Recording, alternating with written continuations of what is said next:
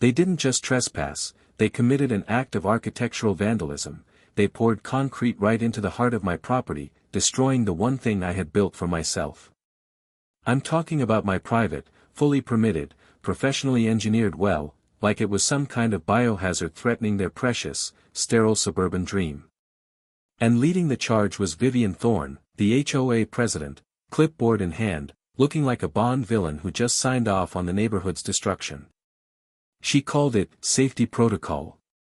I called it the opening salvo in a war she had no idea she couldn't win. If you've ever dealt with an HOA that mistakes pettiness for power, you know the drill. But let me rewind 6 months to how I, Ethan Vance, a civil engineer who just sold his startup for cash, ended up in this nightmare. I bought a place in Crestview Estates, a supposedly beautiful, quiet community nestled in the Ashton foothills.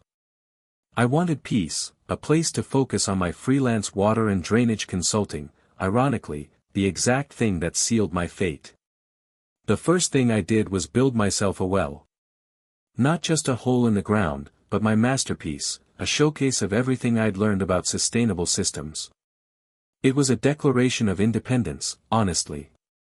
Cleaner than city water, fitted with a high-tech monitoring panel, and finished with a dark basalt rim that looked gorgeous reflecting the afternoon sun. I even added subtle, automated low-voltage LED lights that gave it this cool, resort-like blue glow at night. It represented everything I valued: self-reliance, innovation, and doing things the right way.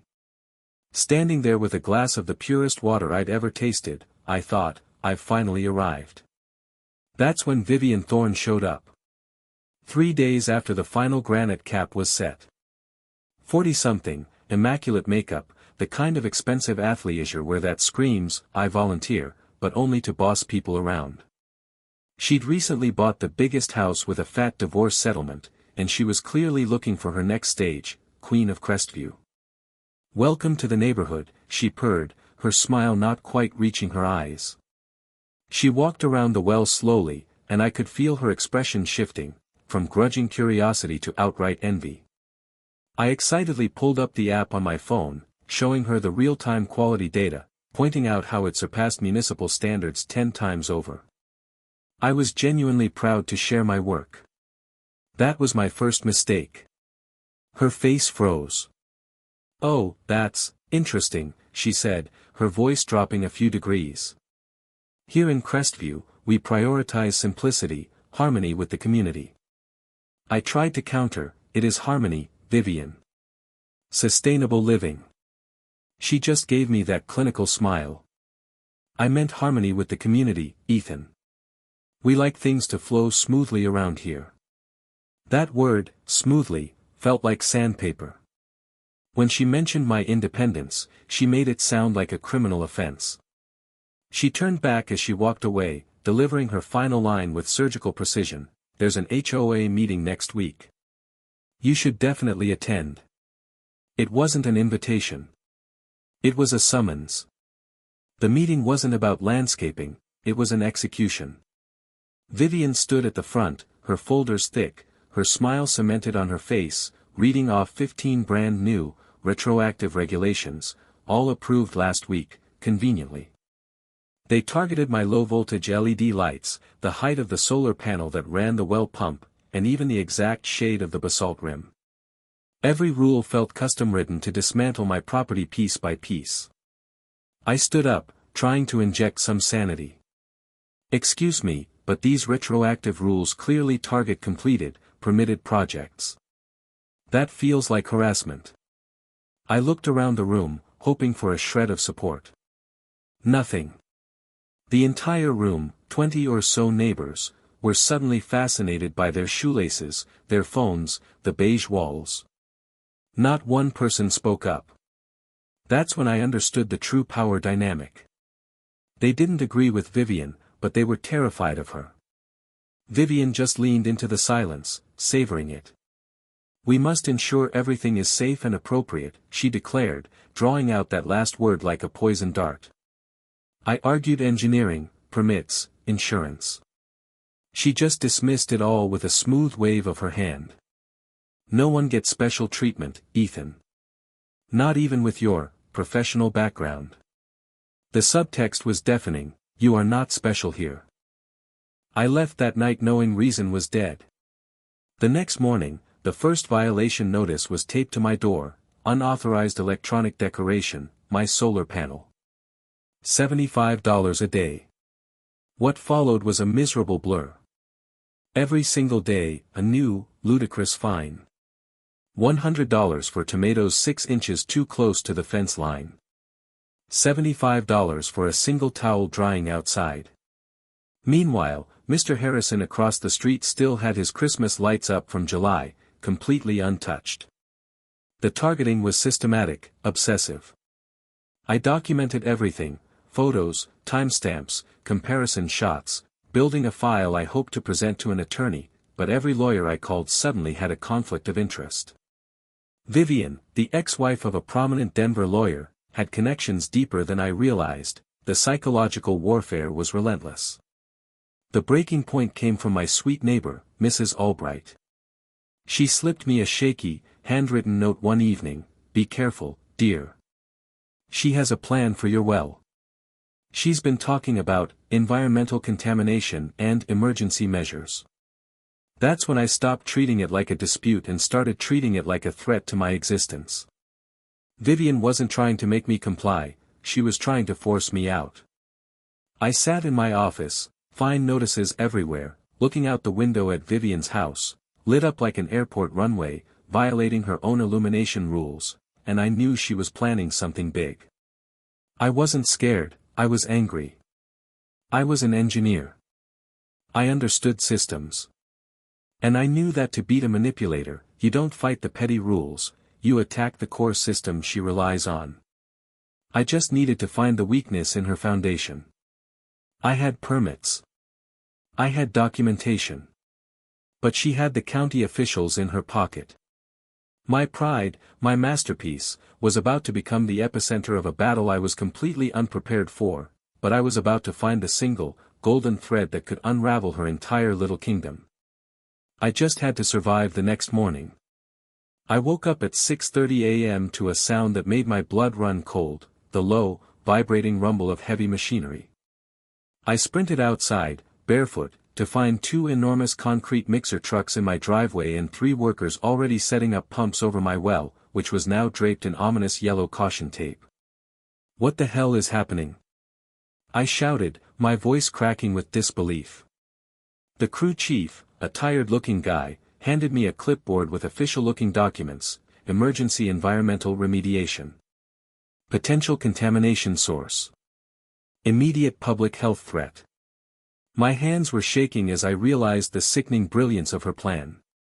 She had manufactured fake evidence, used her network, and convinced the county health department that my well was a ticking time bomb.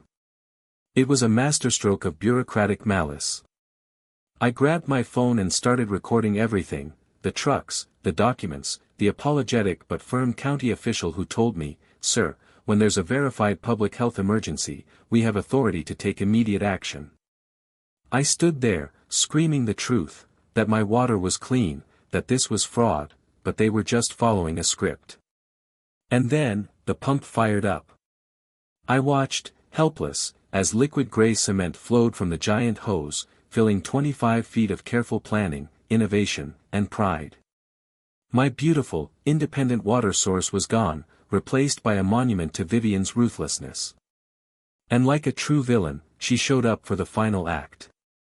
She walked across my ruined lawn, sunlight catching her perfect highlights, dripping with false sympathy. "Oh, Mason, I'm so sorry about this." Mason. She couldn't even keep the fake name straight. "I know how proud you were of your little project," she cooed. "But we couldn't risk contaminating the entire groundwater supply. Now you can join the rest of civilized society and use municipal water like a normal person." That line, "like a normal person," it hung in the air, mocking everything I believed in. I managed to hiss, "You fabricated this. This is fraud." She just laughed, ice cracking behind her eyes. "That's a very serious accusation, Ethan. Are you suggesting county health officials are involved in a conspiracy? Sounds paranoid." That word again. Paranoid. She thought she had broken me. She thought I was just another resident she could bully into submission. But she had targeted an engineer who, even as the concrete hardened, was already calculating the stress load on her system. I spent the next 48 hours in a frenzy, staring at her smirk on my video footage, but my mind was laser-focused. I realized her biggest mistake wasn't the vandalism, it was the lie. In my municipal water research, I found it, the golden ticket, buried in the Crestview Estate service contract with the Ashton Springs Water Utility. It was a standard liability protection clause. The city could instantly suspend service if a community was found to be misrepresenting environmental conditions or filing fraudulent safety reports. Vivian's fake contamination report wasn't just harassment against me, it was fraud against the city, a direct violation of their contract. But I needed proof that couldn't be dismissed as the ramblings of a paranoid neighbor. I needed her to admit it on record. I sent her a text, ready to discuss compromises. "Can we meet tomorrow?" She replied immediately, ecstatic. She was coming over for her victory celebration. I set up the sting operation with surgical precision, a hidden camera in a planter, a backup audio recorder in the outdoor speaker. She arrived the next afternoon, wine bottle in hand, radiating confidence. I played the role of the defeated man. "You really outmaneuvered me with the environmental angle, Vivian. Honestly, I never saw it coming." Her eyes glittered. She loved the compliment. "You'd be amazed, Ethan, what you can accomplish when you understand how these systems work," she bragged, pouring her wine. "Environmental safety is the one thing that makes officials act immediately, no questions asked." I prompted her, casual as could be. "So the report was?" She waved a dismissive hand. $500 to a friend who knows how to make things sound official and scary. Worth every penny for the results. She gestured to the fresh concrete mound. "The best part is, everyone thinks I'm the hero. You had to know that having your own water source made everyone else feel inadequate, like you were showing off. That was the money shot. The core motivation, pure, toxic envy disguised as community service." She had confessed to fraud, manipulation, and the destruction of my property, all on video. I waited until she left, floating on her cloud of self-satisfaction, and I made the call. Not to my attorney, but directly to the Ashton Springs Water Utilities supervisor. "I need to report fraudulent environmental claims that may have compromised the integrity of your community service agreements, and I have video evidence." 48 hours later, every single house in Crestview Estates got a notice: water service temporarily suspended pending investigation of contract violations and false reporting. No water for showers, no coffee, no flushing. My phone exploded with panicked neighbors demanding to know why they were suddenly dry. I just reported the facts and let the system she weaponized work exactly as intended. The emergency meeting that night was electric. Unwashed, angry, and confused. Vivian, pale but still trying to maintain control, attempted to frame it as a bureaucratic mix-up.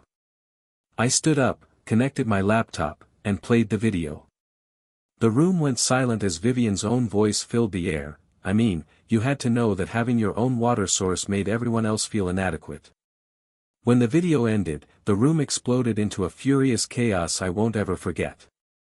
Within minutes, the motion passed, 48 in favor of removing Vivian Thorne.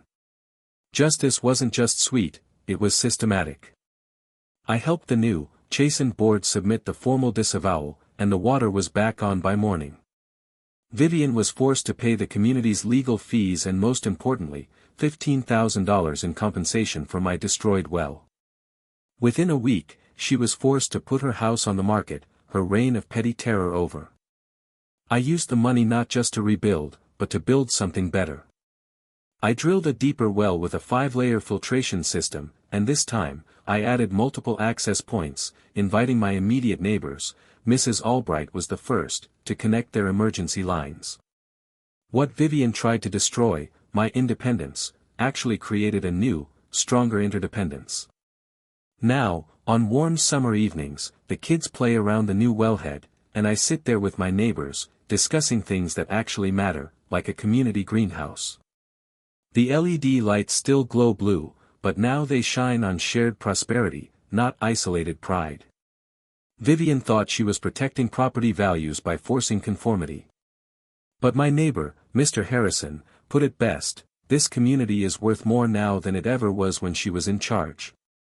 Her attacks forced me to engage, to be creative, and to ultimately build something better than what she tried to destroy. Sometimes, the best revenge isn't revenge at all, it's just building something beautiful and free, and letting the sight of it be your final word.